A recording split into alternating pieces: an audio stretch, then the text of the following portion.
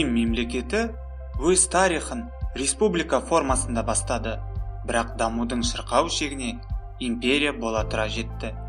Екінші ғасырдың басында Рим қарамағында үлкен аумақтардың болуы биліктің дағдарысын тудырды. Империя бір адаммен басқарылу үшін тым үлкен болды. Әлсіз билік, азаматтық соғыстар, варвар тайпалардың шабуылы дағдарысқа алып келді.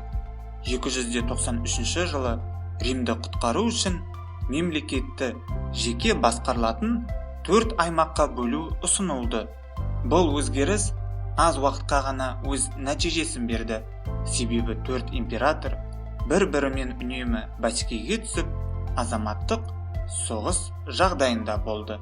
Бірақ Римді құтқарудың жолын білетін адам табылды.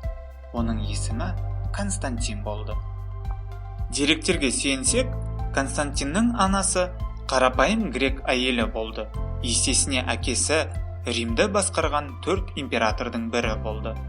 Әкесі Йорк жерінде жорықта қайтыс болғанда, әскерлер жас Константинді патша мұрагері деп жариялайды.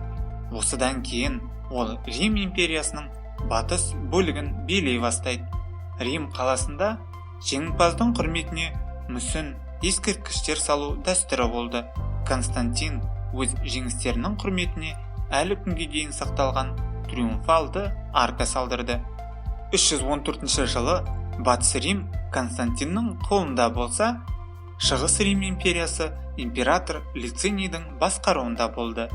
Константин Лицинийге соғыс ашуға сылтау іздеді. Ақыры ол Лициний мені өлтіруге адам жіберді деп, өз әскерін Шығыс Рим империясына жылжытты. 8 жылғы соғыстың шешуші шайқасы Босфор бұғазында өтті.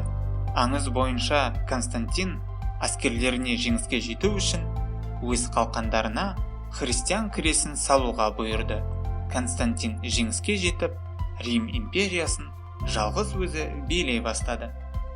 Константин кезінде әскер саны өсіп, онда римдіктер ғана емес, гал, герман, сириялықтар сияқты варварлар да қызмет етті. Римге варвар тайпалары шабуылдай бергендіктен Константин жаңа орын етіп, Босфор бұғазының жағалауындағы грек қаласы Византийді таңдады. Император ескі ғимараттарды бұзып, олардың орнына жаңа сарайлар, тұрғын үйлер, монша, христиан ғибадатханаларын орнатуға бұйырды. Жаңа астананы әрлендіру үшін император Рим, Афины және империяның басқа қалаларын тонауды ар көрмеді. Қала императордың атымен Константинополь деп аталды және ресми түрде Рим империясының астанасы болды.